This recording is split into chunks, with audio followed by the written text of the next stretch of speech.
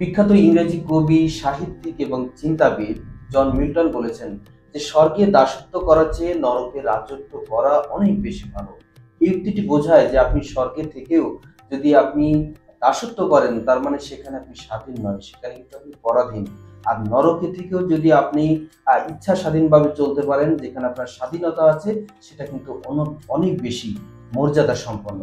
অর্থাৎ এখানে যদি আমরা একটু ব্যাখ্যা করি, বিশ্লেষণ যদি আমরা করি, যে স্বর্গ যেখানে সুখ স্বাচ্ছন্দ্য আরাম আয়েশ, আর নরক যেখানে দুঃখ কষ্ট পীড়া বেদনা। আর যদি দাসত্বের কথা বলি, দাসত্ব বলতে যেখানে পরাধীনতা, যেখানে নিজের ইচ্ছা শক্তির কোনো মূল্য নেই।